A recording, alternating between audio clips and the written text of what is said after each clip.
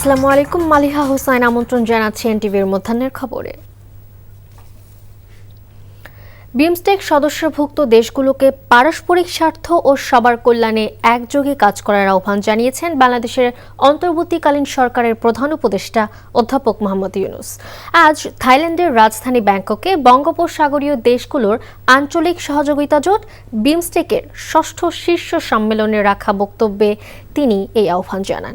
এই শীর্ষ সম্মেলনের মধ্য দিয়ে পরবর্তী 2 বছরের জন্য আঞ্চলিক এই সংগঠনের সভাপতি হিসেবে দায়িত্ব গ্রহণ করল বাংলাদেশ। বিমস্টেক অঞ্চল বিশ্ব জনসংখ্যার 1/5 আবাসস্থল এবং এই অঞ্চলে বহুবিধ চ্যালেঞ্জ রয়েছে বলে উল্লেখ করেন প্রধান উপদেষ্টা। এই চ্যালেঞ্জগুলোকে সম্ভাবনাময় রূপান্তর করা গেলে সব দেশের জন্য বিশাল সুযোগ সৃষ্টি হতে পারে বলেও মন্তব্য করেন তিনি। বিমস্টেক সচিবালয় হোস্টিং করার মাধ্যমে বাংলাদেশ এই সংস্থার বিশাল সম্ভাবনাকে অর্থবহ উপায়ে কাজে লাগাতে প্রস্তুত বলেও জানান ডক্টর ইউনূস। তিনি বলেন, বিমস্টেক অঙ্গীকার অনুযায়ী এই অঞ্চলের মধ্যে কানেক্টিভিটি বাড়াতে পারস্পরিক বাণিজ্য ও অর্থনৈতিক সহযোগিতা প্রসারে বাংলাদেশ প্রতিশ্রুতিবদ্ধ। এর আগে আজ সকালে প্রধান উপদেষ্টা অধ্যাপক মোহাম্মদ ইউনূস আজ সম্মেলনের ফাঁকে থাই বিশিষ্টজনদের সঙ্গে প্রাতরাশ বৈঠকে মিলিত হন। বাংলাদেশ বিদেশি বিনিয়োগ পরিস্থিতি নিয়ে এ সময় কথা বলেন প্রধান উপদেষ্টা। বেসরকারি প্রতিষ্ঠানগুলোর ঈদ উল ফিতরের ছুটির আজই শেষ দিন হওয়ায় রাজধানী ঢাকায় ফিরতে শুরু করেছে কর্মজীবী মানুষ। ঈদযাত্রার মতোই অনেকটা স্বাচ্ছন্দ্যে রাজধানীতে ফিরতি যাত্রায় স্বস্তি প্রকাশ করছেন গ্রামের বাড়ি যাওয়া সাধারণ মানুষ। লঞ্চ টার্মিনাল, রেলওয়ে স্টেশন আর বাস টার্মিনালে নেই চিরচেনা যাত্রীদের হুড়োহুড়ি আর উদ্বেগ উৎকণ্ঠা। তবে সার্ভার জটিলতার কারণে প্রায় 15 ঘন্টা বন্ধ থাকার পর অনলাইনে আবার ট্রেনের টিকিট বিক্রি শুরু হয়েছে। বিস্তারিত ইফতেখার রেজার রিপোর্টে। রাজধানী সদরঘাট লঞ্চ টার্মিনালে ভোর 4টায় সাইরেন বাজিয়ে রাজধানীমুখী মানুষদের নিয়ে টার্মিনালে ভিড়ছে যাত্রীবাহী লঞ্চ।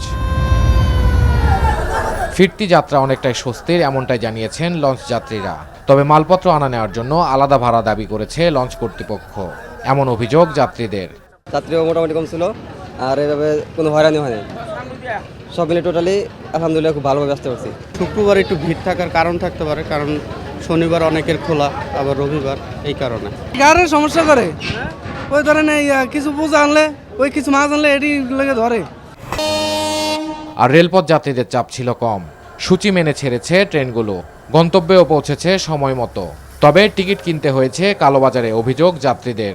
টিকিটটা আসলে আমরা কোনোভাবে ম্যানেজ করতে পারিনি, কাটতে পারি নাই। আমরা ব্ল্যাক থেকে টিকিট কাটছি। ব্যবস্থাপনা খুব ভালো, খুশি বর্তমানে আর কি। পূর্বের তুলনায় রেলের সেবা মোটামুটি এখন অনেকটা ভালো। ট্রেন শিডিউল মতো চলছে, টাইমের আগেই আর কি চলে আসছে। বগিতে ঝামেলা থাকে না, বাট তারপরও এবার আরও বেশি দেখলাম যে তারপর যে ঝামেলাটা থাকে আর কি ঈদে, তো এবার ছিল না আর কি, একদমই ছিল না। সড়ক পথেও স্বস্তির ছাপ, নেই জ্যাম কিংবা তেমন বড় কোনো দুর্ঘটনার খবর। ঝামেলা ছিল না, রাস্তাঘাট ফাঁকাই ছিল। আমরা সুন্দরভাবে আসছি, অনেক এনজয় করছি। যাওয়াটা আসাটা খুবই একটা আরামদায়ক ছিল। আগামীতে ঈদ যাত্রা এবারের মতো স্বস্তিদায়ক হোক প্রতি বছর, এমন প্রত্যাশা সড়ক, রেল ও নদীপথের যাত্রীদের। Iftekhar Reza, NTV news, Dhaka. নারী ওয়ানডে বিশ্বকাপ বাছাই পর্বের ম্যাচ মাঠে থেকে পরিচালনা করবেন বাংলাদেশি 2 আম্পায়ার। তারা হলেন মাসুদুর রহমান মুকুল এবং সাথিরাজ দাকির জেসি। আজ 10 জন আম্পায়ারের তালিকা প্রকাশ করেছে আইসিসি। সঙ্গে 3 জন ম্যাচ রেফারির নামও জানিয়েছে ক্রিকেটের সর্বোচ্চ নিয়ন্ত্রক সংস্থা। জেসি অবশ্য এর আগে নারীদের এশিয়া কাপ ও অনূর্ধ্ব 19 নারী টি20 বিশ্বকাপের ম্যাচ পরিচালনা করেছেন। আইসিসির বিভিন্ন ইভেন্টে ম্যাচ পরিচালনার অভিজ্ঞতা রয়েছে মুকুলের। বিশ্বকাপের বাছাই পর্বে খেলতে বৃহস্পতিবার পাকিস্তানে পৌঁছেছে বাংলাদেশ দল।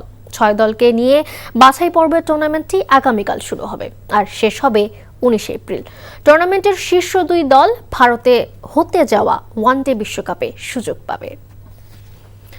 এই ছিল মধ্যাহ্নের খবরে। এই খবরের ভিডিও সহ আপডেট জানতে ভিজিট করুন এনটিভি অনলাইন www.ntvbd.com। এছাড়াও এনটিভির জনপ্রিয় সব অনুষ্ঠান ও খবরের আপডেট জানতে ভিজিট করুন আমাদের ইউটিউব ও ভেরিফাইড ফেসবুক পেজ। 2টায় দুপুরের খবর দেখার আমন্ত্রণ রইল। ধন্যবাদ সবাইকে।